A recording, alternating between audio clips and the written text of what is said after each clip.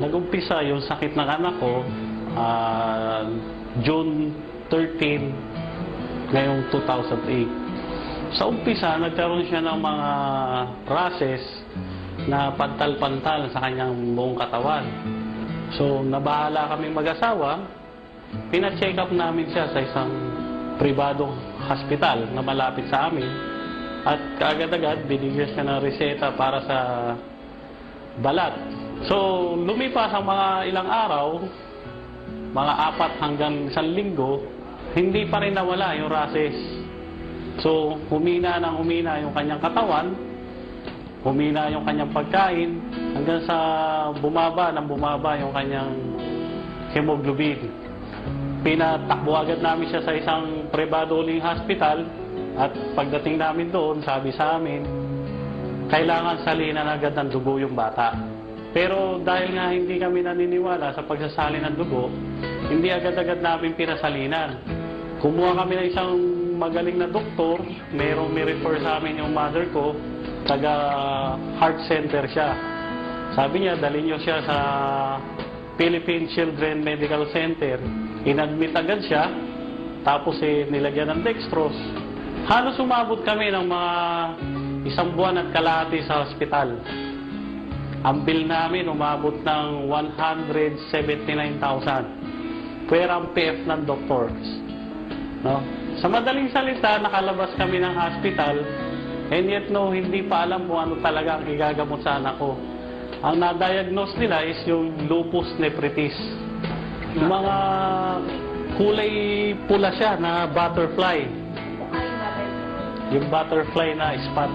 Tapos sa katawan niya, ganoon din. Bilog-bilog, parang butterfly. Yun ang signage ng lupus. So, sa ngayon, patuloy kami.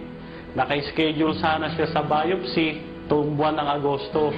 Pero, merong isang miracle na nangyari sa aming buhay. Yung isang kamag-anak, pumunta siya sa hospital. Meron siyang dalang mga food supplement. Isang banig na alive. Sabi niya, itry mo to sa anak mo, isama mo sa mga gamot niya. Sa umpisa, 1 beses sa isang araw. Hanggang sa naubos yung 10 capsules, nagbigay na naman yung nanay ko ng alive. Isang banig na naman ng 10 capsules. Nung naubos yun, nakita namin malakas yung bata. Namula yung kanyang katawan, nagkaroon na ng kulay yung kanyang bibig, yung kanyang palad, yung kanyang pisngi, namula-mula na. Ang improvement ngayon, malaki. No? Last August 25, nagpa-laboratory test kami. Kasi every month, meron kaming laboratory test na ginagawa. Yung urine test niya, yung creatinine niya, yung CBC niya.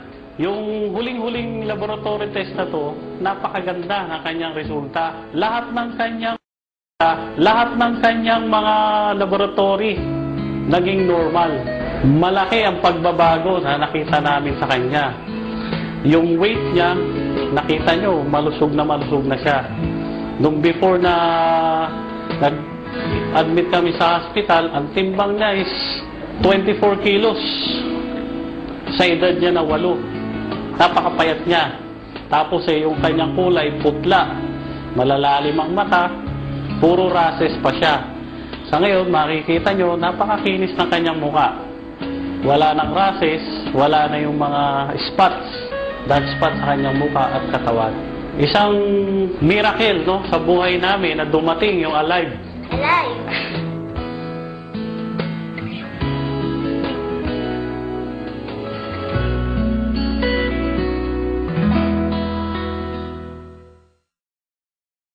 Nagkasakit siya ng acute lymphocytic leukemia. Nalaman to nung July 2007. Nilagnat lang siya ng 5 days, dire-diretso. Pina-CBC ng doktor ko. Tapos, nung malaman, abnormal lahat ang resulta ng CBC.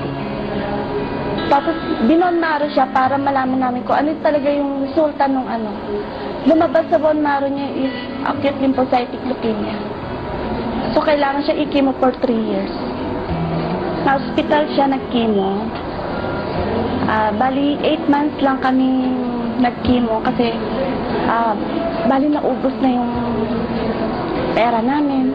Wala na kaming pagkuhaan ng pang-chemo niya. Kasi maliban sa chemo niya, lagi rin siya ng ospital dahil humihina ang resistensya ng katawan niya. Tapos, 8 months kami nag-chemo nung pagdating ng April, pinuntahan ako ng kasamahan ko.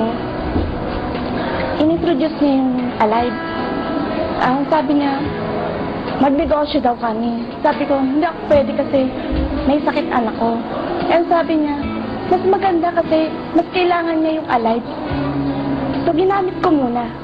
Actually, after 1 week lang, iba na yung itsura ng ano niya. Nag-take siya ng 2 to 3 capsule a day. Tapos minintain ko na lang habang tumatagal, mga 2 months yun. Ngayon, ano na lang siya, 1 capsule a day na lang siya. Tapos after lagi ako nagpapa-CBC. After 4 months, normal na lahat ng niya, CBC result. Actually, pawapasok na nga siya ulit sa school.